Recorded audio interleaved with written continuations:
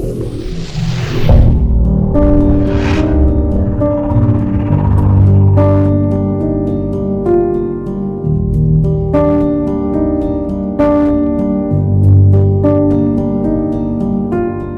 when I introduced the course to you, I was saying about the 4 canonical painting modes of the Renaissance. So there are different techniques they developed in the Renaissance period. So I'll just introduce those techniques to you so that when you see the paintings during Renaissance, you will be able to understand it better, the style or method with which they have achieved that perfection or that sort of naturalism. There are 4 canonical painting modes of the Renaissance, and I hope you may know of it. You must have heard of sfumato, right? Sfumato. Have you heard of sfumato? I'm almost sure that you have heard these 2 terms, sfumato and chiaroscuro. Maybe you know it. I will explain, then you will understand. Some of you say you have heard of these 2. Initially, I will be giving a general idea of how things were going. Okay. So some of you told me you have not heard sfumato. Actually, the Italian word is sfumatura, and in English, sfumato. Okay, sfumatura or sfumato. That is one technique, and there are actually 4 canonical painting modes of Renaissance. About chiaroscuro and sfumato, we are mostly familiar with, or some teachers will be speaking about that in the class. But the other 2 things may be very unfamiliar to you. They are unione and cangiante. They are Italian words, so you may not be familiar with those words. But I'll be trying to introduce those words and notions and what was the method which the Renaissance artists employed in their works. There are various techniques of paintings that explored and established during the Renaissance. So these 4, sfumato, unione, cangiante and chiaroscuro, these were 4 most important techniques that the Renaissance artists have used.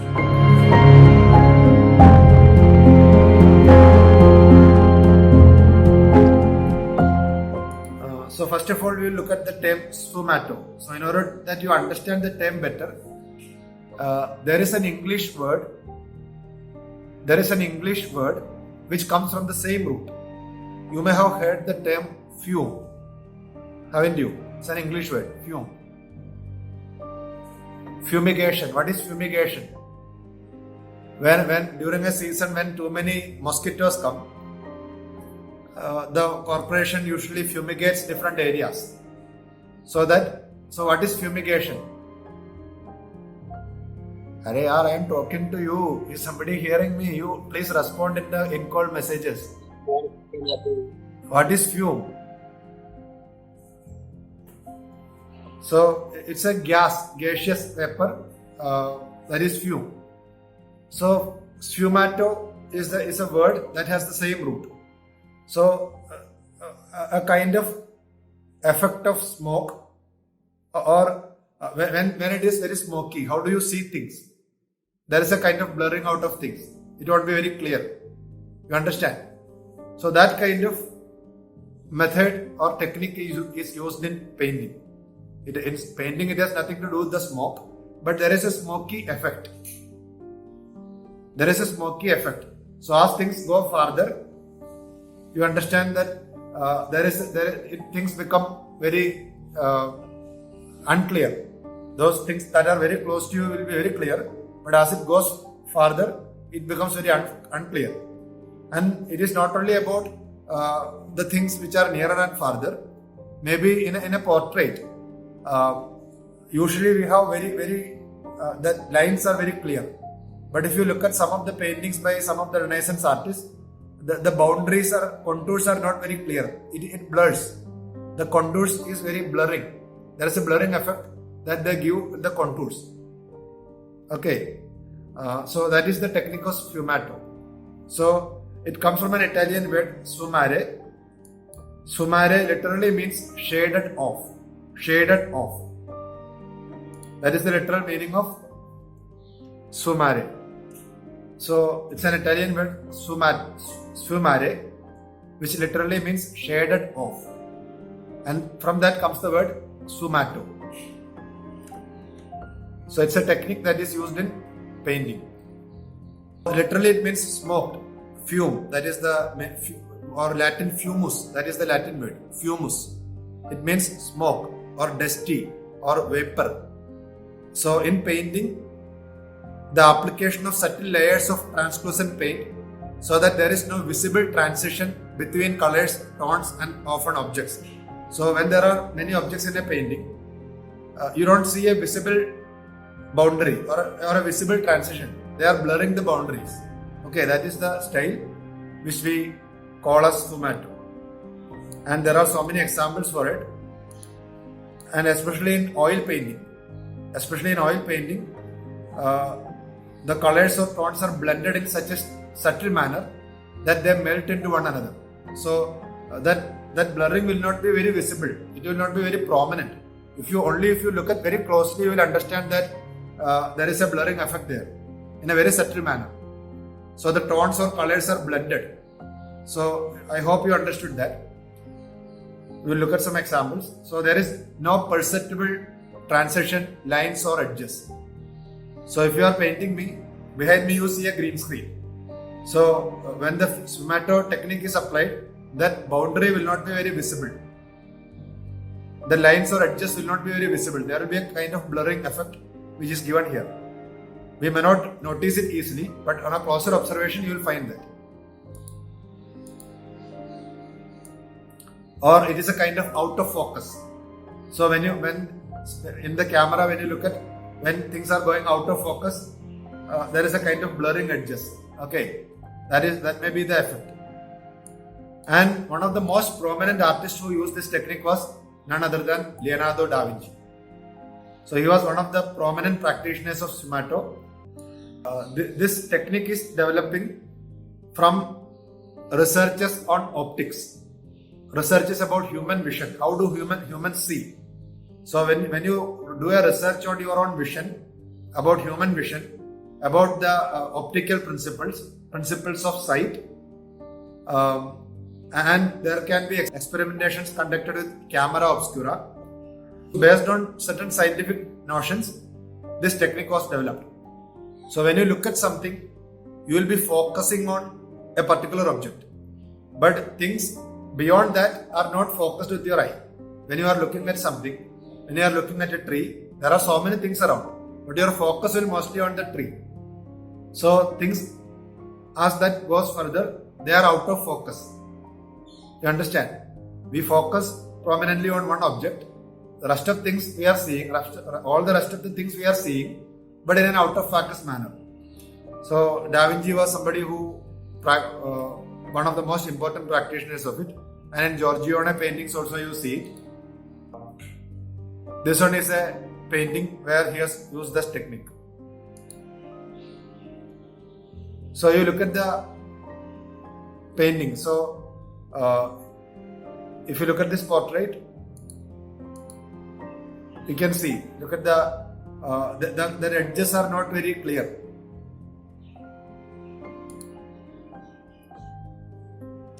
So look at this. Between the hair and the face, the edges are not clear. Look at any place of this. There are lines, but they are very subtly blurred. No clear lines have been made there.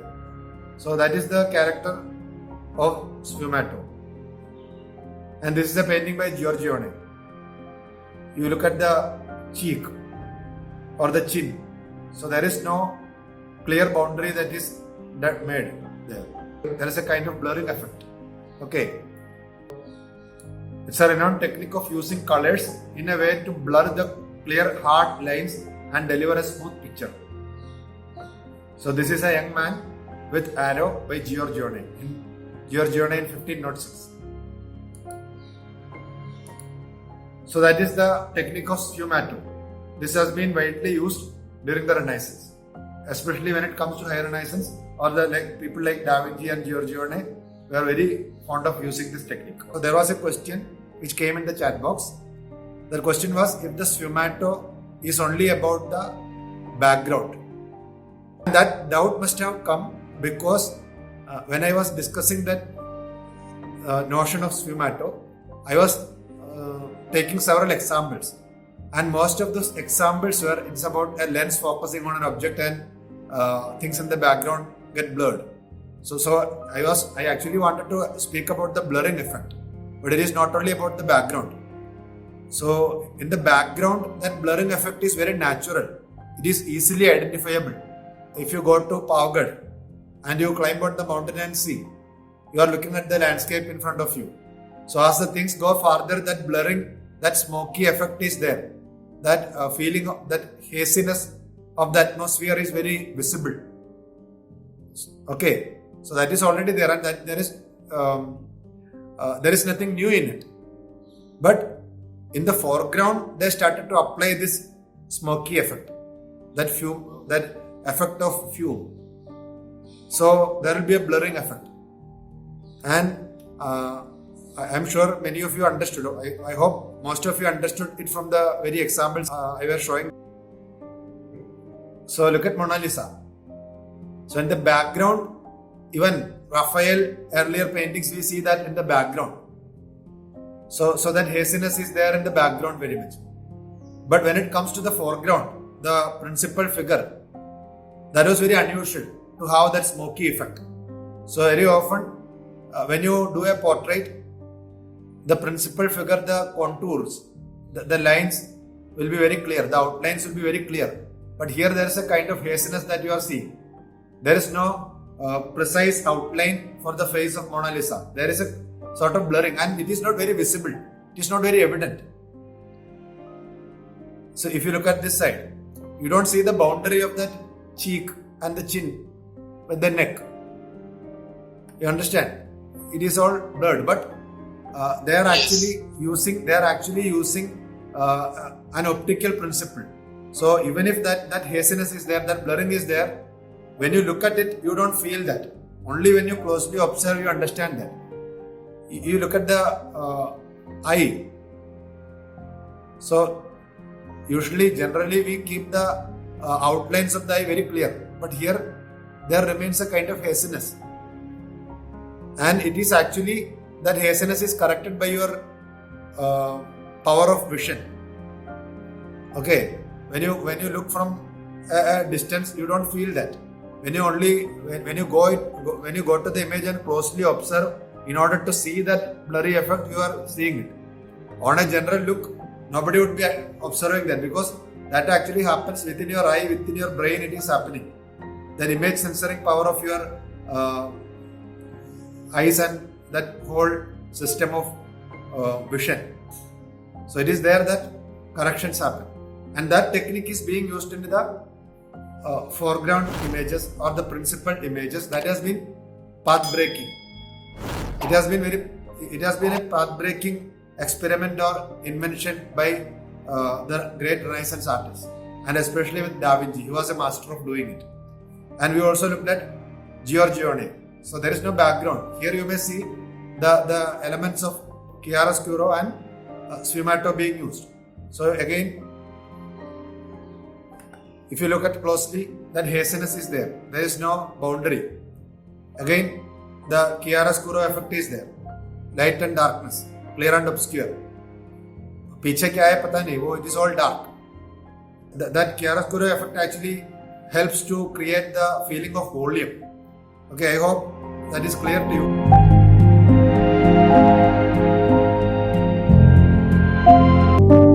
The next one is unione. And what does it mean, unione? So let us again look at the root of the word, the etymology of the word. It comes from a word unio in Latin. Unio. Unio in Latin means, in English it is unite. Unite. What is the meaning of uniformity? Uniform. Unity. We all come together and we are united. When many people come together and united, we say unity. Uniformity is when all the forms are the same. We follow the same form, uniform. We wear the uniform. So there is only one kind of cloth that you are allowed to use in the school. When you go to the school, you have a uniform. So it is only one form. So it is about being making things one. That is the literal meaning of it. And it is applied in painting in a particular manner. It was mostly practiced by painters like Raphael. Unione was developed by Raphael, and in Stanza della Signatura, it's a room in Vatican Palace where he exemplified it. It is something similar to sfumato, but what we see is more useful for edges of chiaroscuro. So edges will be more clear when somebody applies the technique of unione. Where vibrant colors are involved, they apply this technique. And sfumato, it strives for harmony and unity, also for coloristic richness. So when they apply unione, there is a coloristic richness that comes for the painting. So better, I will show a painting than to speak like this. So you look at this painting. The effect of sfumato is used when it goes to this area, where in the background it is slightly used. But when you look at the clothes and all, very clear boundary is there, that it is very delineated. And you look at the cloth, for example, this is the attire in which she is in. It is red, and the red is used in a unity. Different tones of red is used there, or it has been darkened when there is a matter of shade. And this is another color, and there is a unity of that color you find there. Okay. La Belle Giardiniere, that is his painting. We will move on to another Raphael, which makes it more clear. Alba Madonna. So look at this. There is a unity of, in different sections, we can just actually classify each of these sections, where there is this rose color, where there is blue color, skin tone. There are tonal variations of the same color, mostly. Okay, mostly you find the tonal variation of the same color.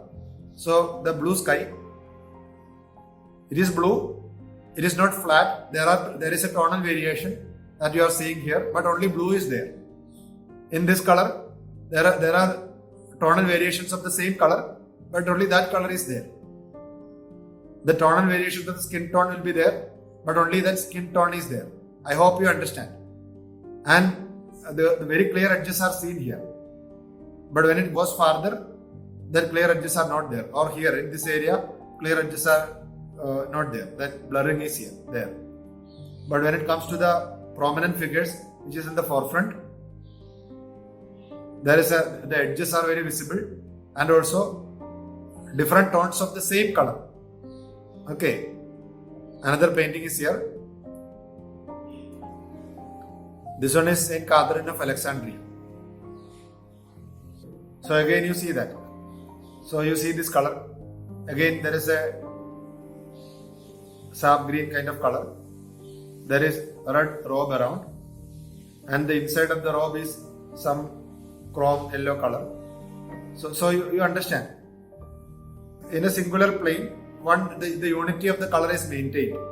Though the tonal variation is there, there is a unity within a color plane.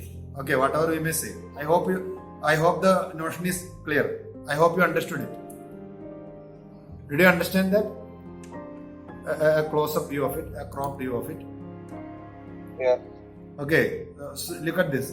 Where there is green, on that color plane only green is there. Maybe different tones. Where there is shade, it becomes darker. Where there is light, it becomes lighter. With regard to all color planes, it is like that. So it is Raphael. So you can just compare this. In one, sfumato is very prominent, and in the other, unione is prominent. Understand? In one of them, sfumato is prominent, and in the other one, unione is prominent. So you can look at the images, how the background is done, how the foreground is done, means how the main figure, how it is painted. So the unione sfumato difference, I hope you understood that.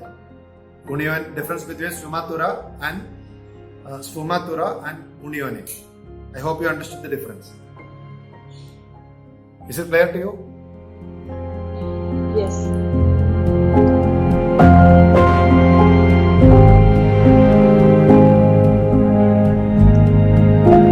And another one is very interesting. Probably we have not noted this. Though you have seen those paintings, you may not have looked at it in that manner. Okay. So the third one is cangiare, which comes from a Latin word cangiare. Cangiare means to change. So the word cangiare derives from the word cangiare. Cangiare is actually, as it means, to change. Okay, the word cangiare derives from the Italian word cangiare, which means to change. So as the meaning is to change, it means the method of cangiare, the style of cangiare is characterized by a change in color. They change the color. And why do they change color? So very often you know that they were using the fresco technique, wet fresco very often. So when you use fresco, there are certain limitations for color. We have very rich variety of colors and different media like oil, acrylic, everything is there. But during their time it was not there. So to overcome the limitations of color, they had to use or devise these kind of techniques. So for certain colors, when they try to give the light and shade, when they are shading it, if you use the deeper tone of the same color, the painting may look very dull. Okay. So the original colors, suppose if it is yellow, when they use yellow color, the dark yellow, there is a limitation for that. However you add the hue of it, it is not going to be too dark. So in order to achieve that darkness, in order to overcome the limitation of the colors they used, they had to devise these techniques. So cangiare focuses on transformation of colors from one to another. So you will be seeing a yellow cloth, but at certain places they will use a totally different color which is not yellow, which has nothing to do with yellow if you take out from that painting. Here the importance is on which colors are used instead of intensity of colors. So in Unione you found they are adding the intensity of colors. But in cangiare they are changing the color itself. So cangiare, it's all about replacing one color with other. Maybe we are not able to imagine easily. I will show you images, then it will be more clear to you. So cangiare is all about replacing a color for another. So if you use a dark color, red, brown, or whichever fits in your picture for shadows. So when they are making a shadow or when they are making a dark side of the same object, in the whole composition, which color will be more suiting for that shadow, they will use that color.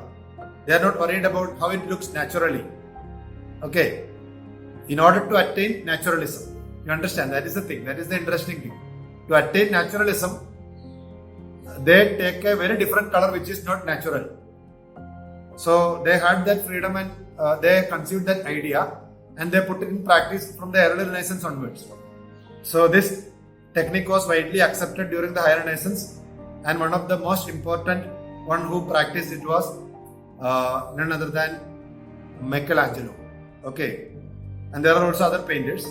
So Michelangelo used it in the Sistine Chapel. When he painted the Sistine Chapel ceiling, he widely used this. So when he is painting a shadow for a yellow object, it will be sometimes blue or sometimes red. You understand? So that we will look at. And cangiare actually gives freedom of choice. You can choose any color for representing something in a particular color. So whichever color you like. So no matter what they look like in the real world, no matter how they look like in the world of in the nature, it may be different from nature. So the thing is that the outcome should be correct. You should have the correct outcome. What you expect must come out. And it should look pretty. So that is the whole idea. So here we will look at some images. Probably you have all seen these images, but I think you may not have noticed this. And if somebody has noticed, good. Do you see this? So there is a cloth which is on the lap of the man who is sitting there. It is from Sistine Chapel. So this is yellow, we know. Highlight is here and the yellow color is there. But all of a sudden it changes into green. Here also it is green. So where the shadow is there, that color has changed. And here something it is white and suddenly it changes as blue. And how the color turns. You understand? Yes, sir. See this. In this man is sitting here, man or woman, is sitting there, a very muscular body. So this is green, but here it is a kind of brown, almost the same color which you see here. That comes here. So this is called Kanjiande. Okay, this Prophet Daniel sitting here, and see how the color changes. This is the same cloth, but here it is shown in yellow. It is changed into green, a tone of yellow here. So they were trying to overcome the limitation of the media they used. Okay. Look at this.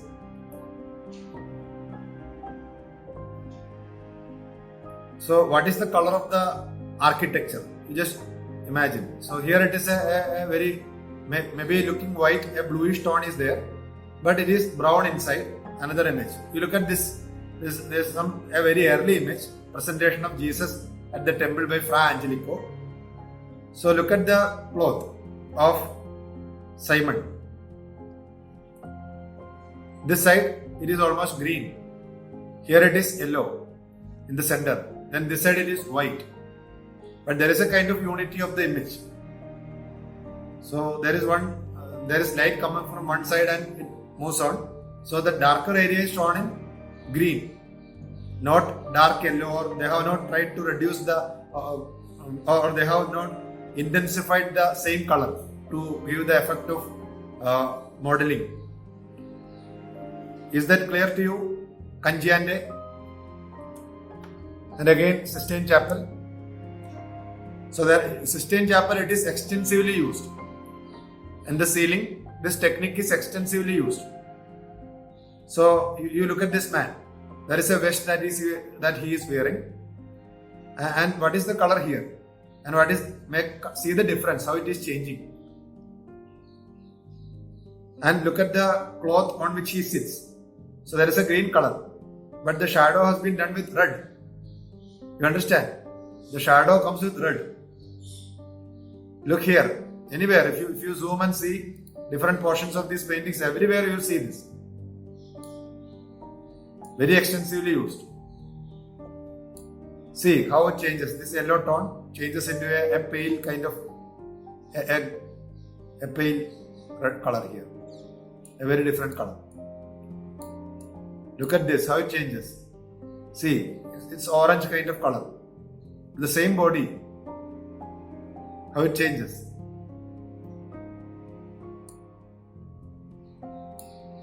So I hope this notion of Kanjiande is clear to you.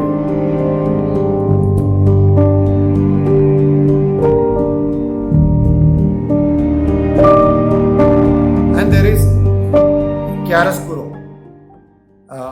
What does it mean, chiaroscuro? Maybe when you are doing your bachelor's. Do you have any idea of what chiaroscuro is? This also, I think that you all know this. Do you know it? Chiaroscuro? The heightened effect of light and shade. Yeah, it is an effect of light and shade. Okay.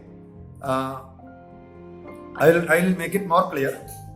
We will start with the literal meaning of the term or the etymology of the term. The term chiaroscuro, it is pronounced differently in different languages. Chiaroscuro, it comes from two Latin words. One is clarus. Clarus. In Italian, clarus is chiaro. That is Chiaro. Chiaro. Chiaro in English means clear or bright.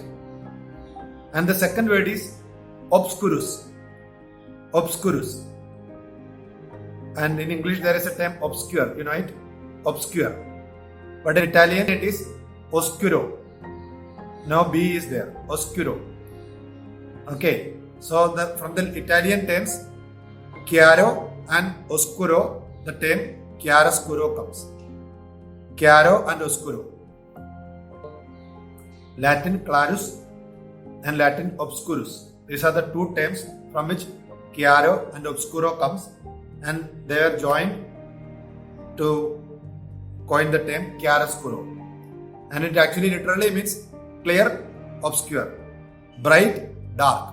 That is the literal meaning of the term. So I think that notion is clear to you. And in art they are using this effect. So in painting, it's a technique developed during the Renaissance, referring to the use of exaggerated light contrast in order to create the illusion of volume.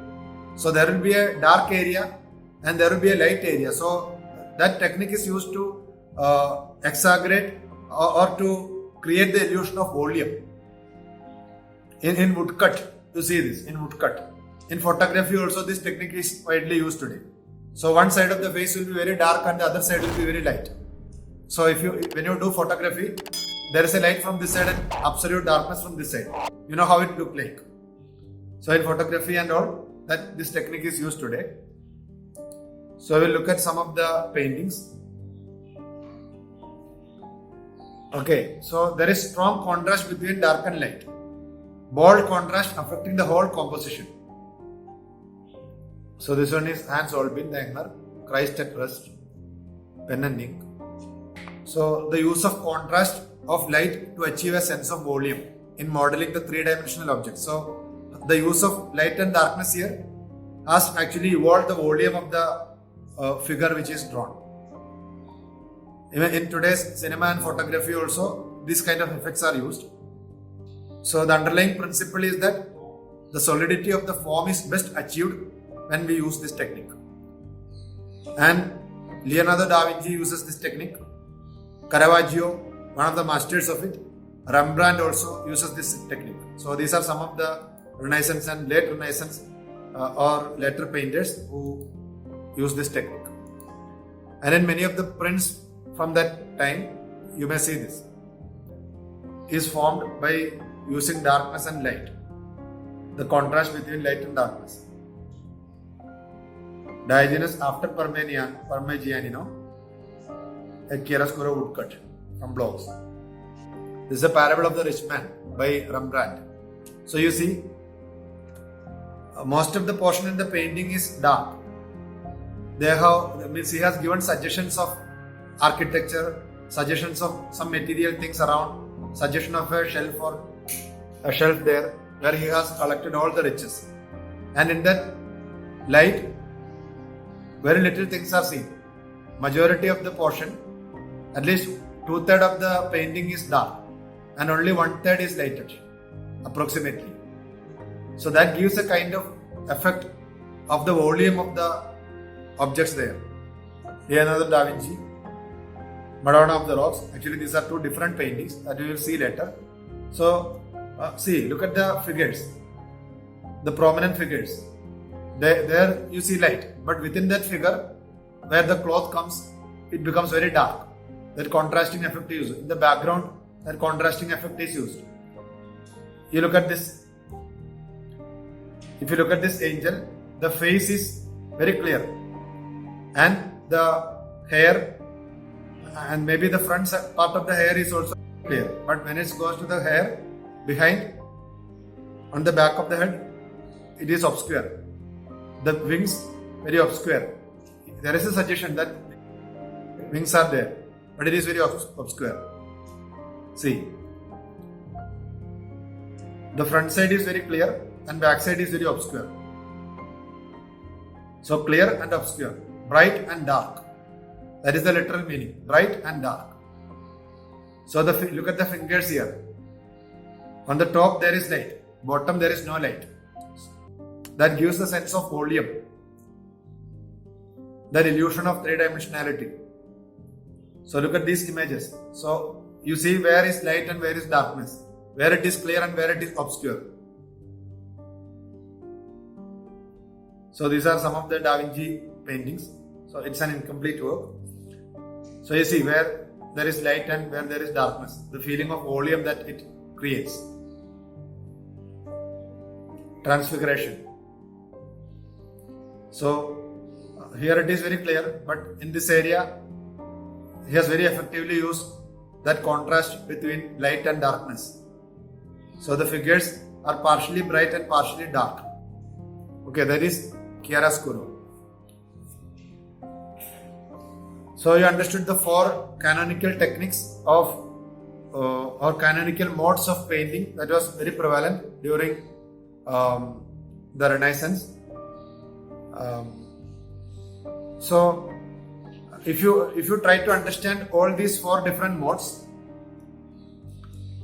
when we try to understand all these different modes following a continuous sequence from subtle to bold. From subtle to bold, we may order it like this. Sfumato is very subtle way of using. Then comes Unione, it is little more bolder. Cangiande, further bold. And finally, chiaroscuro. Okay, Sfumato, Unione, Cangiande and chiaroscuro. This will be the order if you try to arrange it in the a continuous sequence. Arrange it in a continuous sequence from subtle to bold. Okay, the subtle to bold modes used in Renaissance painting. So is these four techniques clear to you? Sir, in the works you have shown, Rembrandt work, Okay. painting, Okay. is Sfumato also used? Yeah, means that is why I said it is not that they don't mix these techniques. They mix it. They use the different techniques in same painting.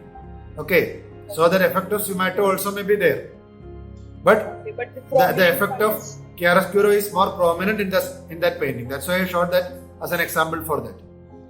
You understand? Yeah.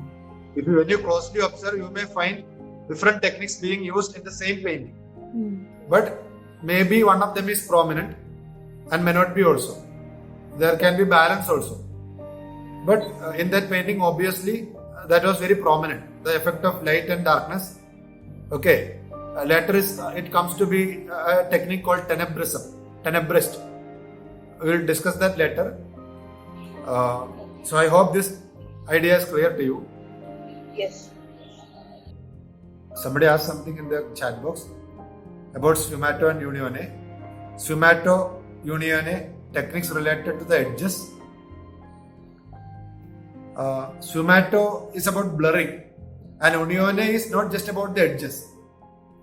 The edge is more clear when you look at some of the painting where Unione technique is used. It is about keeping the one single color within a plane. So if you are painting my hand, within this plane, different tones of the same color will be used. And my wrist, it will have different colors of different tones of the same color. Cangiande is related to the change of color, to change the color. Literally it means that, to change the color in order to get the effect of shadow or volume or depth. Okay. Is there anything somebody wants to ask? Somebody put a question, I answered that. Divya asked, repeat the order of arrangement again from subtle to bold. So you just imagine, it is very easy to imagine. Sfumato, it is very subtle way of application. Sfumato. So Sfumato means it is the order I said also. Sfumato is very subtle. Then comes Unione, then Cangiande, then comes chiaroscuro. Okay, that is the from. If you look at the modes of painting from subtle to bold. If you try to arrange like that, when you understand the notion, it is very clear. Sfumato is very subtly used. It won't be very evident. When you closely observe only, you will be seeing that. But when you look at the chiaroscuro, even looking at the painting, it is very clear. Chiaroscuro is very clear and explicit. Very nothing hidden. You don't need to closely go and observe to understand the chiaroscuro effect in the painting. You understand? That's why I made that order. It is not that something I made. There is a scholar who wrote on this. I'll try to provide that article to you. Okay. So thank you all.